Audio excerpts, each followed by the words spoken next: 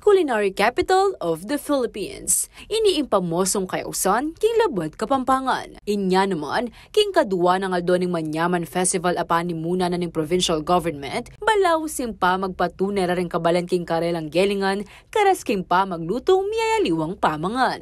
So, sabi ko na unique lang kasi ala pang may kapag-produce aliwa ka rin, so given naman na, kasi kaya katamong longganisa, po rin kaya katamong pindang, kaila, what do you call this? Authentic la, alala kasing salitri. Kung baga, organic la. Kaya makanyan la, all-time favorite la talaga. So, panintunan dala talaga.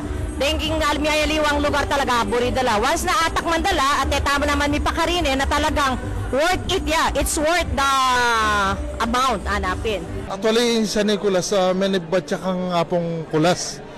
Niya kasi kapanahuna ng apong kulas, magtindayang mamayang tinapay ka rin masakit. Yeah. Po, originate pong Mexico talaga. Yan po talagang gagawang sa Nicolas. Bukod pa king kalutong Kapampangan, may bibidala naman king Food Expo ng Manyaman Festival 2023, ding kasalaysayan, ding balang balen. Kalupan na ning Santa Ana nung nuka rin, makadisplaya ang meto nga mahiganga o igantia, ring gabera ring memalen istong Misa de Gallo.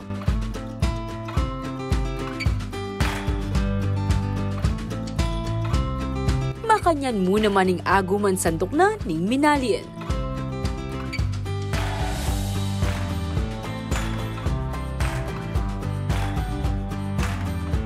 Ela naman petaw liring memalen, iba't Florida Blanca, at delara la rin mga ragulasan si Sanduk at Kawa.